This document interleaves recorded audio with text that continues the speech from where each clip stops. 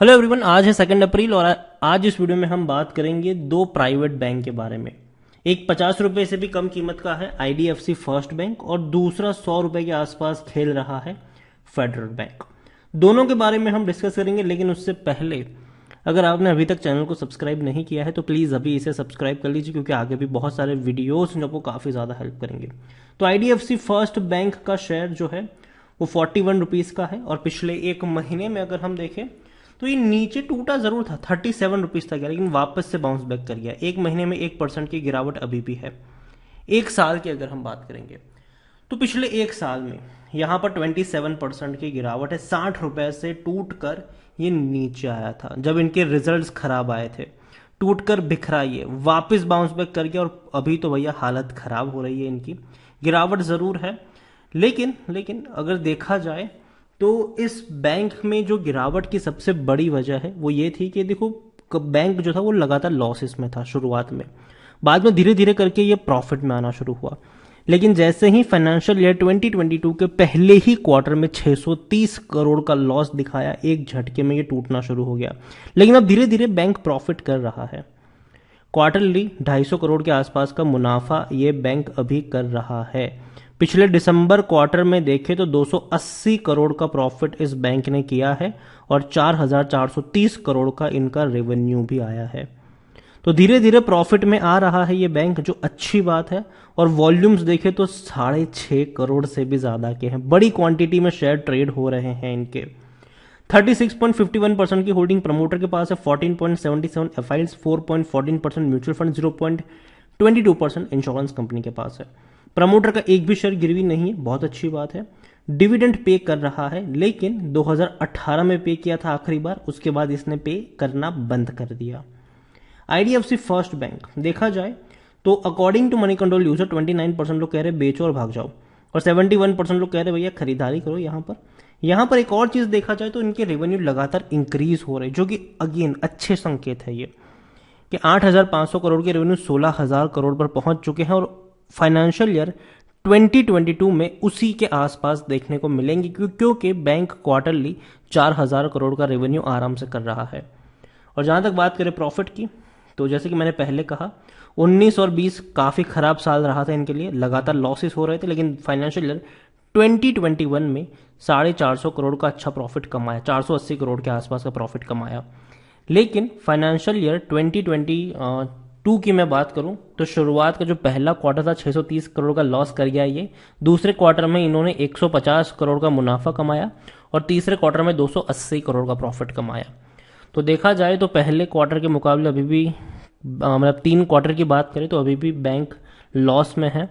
अब last quarter में उम्मीद करते हैं कि बैंक प्रॉफिट कमाए और दोबारा से थोड़ा सा प्रॉफिट दिखे साल के अंत में। यहां पर आईडीएफसी फर्स्ट बैंक खरीदारी करने का सही मौका, क्योंकि शेयर ओवरबॉट जोन में नहीं है। लेकिन देखो, देखने में 41 रुपीज सस्ता लगता है हर किसी को, लेकिन वैल्यूएशन वाइज महंगा है। 53 का इसका पी है, जबकि सेक्टर पी 26 है।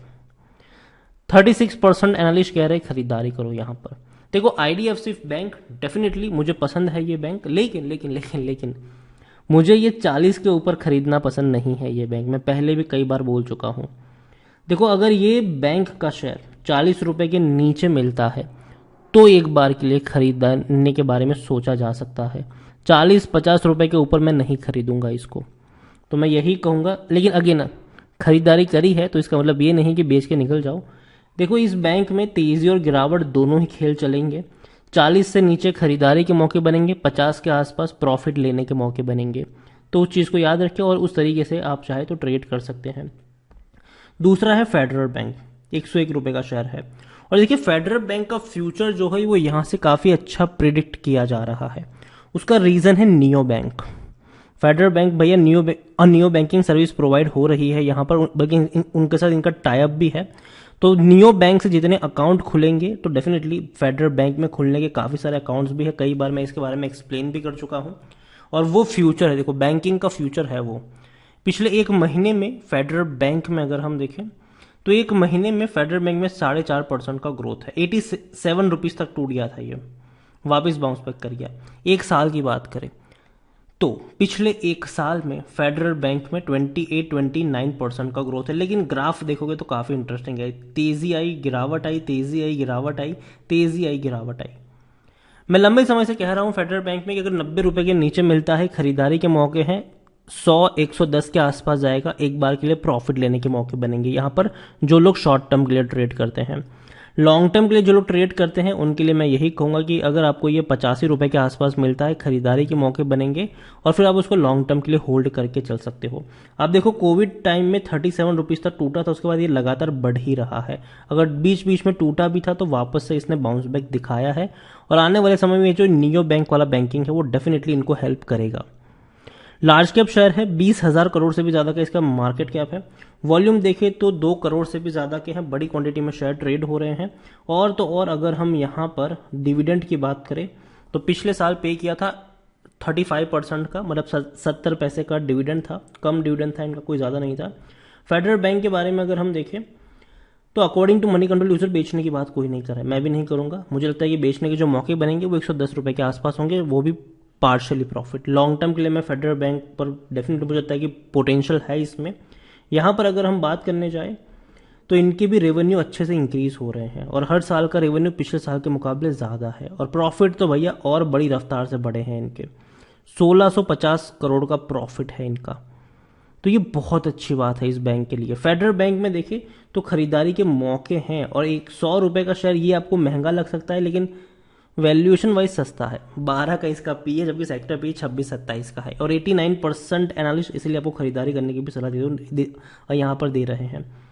देखो फेडरल बैंक मैंने पहले भी कहा था कि 90 रुपए के आसपास मिले, खरीदारी के मौके जरूर है। 100 रुपए अभी मैं बाई नहीं करूंगा यहाँ पर, लेकिन 90 के आसपास जाएगा तो डेफिनेटली मैं एक बार के लिए खरीदने के लिए सोचूंगा यहाँ पर। दूसरी ओर म्यूचुअल फंड के पास 32.58% की होल्डिंग है, 9.08 डोमेस्टिक के पास है, 25.23 एफआईएल्स के पास है, और रिटेल और उन सबको मिला के 33.11% के आसपास की होल्डिंग बन रही है। देखो दोनों ही बैंक मुझे पसंद है, लेकिन प्राइसिंग वो सबसे बड़ा मेन फैक्टर है। आईडीएफसी फर्स्ट बैंक 40 के नीचे मौके हैं बाइंग के, फेडरल बैंक 90 के आसपास मौके हैं बाइंग के। तो एक चीज हमेशा याद रखो कि देखो कोई भी कंपनी अच्छी या बुरी नहीं होती, बुरी होती है जिस प्राइस पे वो ट्रेड कर रहा है वो, ठीक है। देखो पेनी स्टॉक की बात नहीं कर रहा हूं मैं, जो कंपनी अच्छी कंपनी है और अच्छा परफॉर्म कर रही है, अच्छा पैसा कमा रही है, उनकी बात कर रहा हूं, ठीक है। अब आप कोई पेनी स्टॉक लेकर आओगे, कर्ज में डूबी कंपनी लेकर आओगे तो वो यहाँ पे काउंट नहीं होगा। जो कंपनी अच्छा पैसा बना रही है, जो कंपनी अच्छे प्रमोटर है, जिनके अच्छा मैनेजमेंट है, वो कंपनी अच्छी बुरी नहीं होती। जो प्राइस फैक्टर है वो हमें देखना है यहाँ पर। सस्ता मिल रहा है तो डेफिनेटली बाय के मौके हैं, लेकिन अगर महंगा बिक रहा है तो फिर हम ये नहीं सोचना चाहिए चलो यार मैं जाके खरीद लो, कोई मौका चूक जाएगा। जब सस्ता मिले बाइंग के मौके जरूर बनेंगे यहाँ पर। तो नजर रखिए फेडरल बैंक और आईडीएफसी फर्स्ट बैंक के ऊपर, लेकिन महंगा खरीदने की गलती मत करना, जब सस्ता हो जाए तब खरीदारी के मौके हैं। तो वीडियो को यहीं पे एंड करूंगा। पसंद आया हो तो लाइक कर, शेयर कर, चैनल पर अगर पहली बार है तो प्लीज सब्सक्राइब करें, और आईडीएफसी फर्स्ट बैंक और फेडरल बैंक दोनों के बारे में आप क्या सोच रहे हैं वो भी आप मुझे कमेंट में लिखकर बता सकते हैं। Thank you.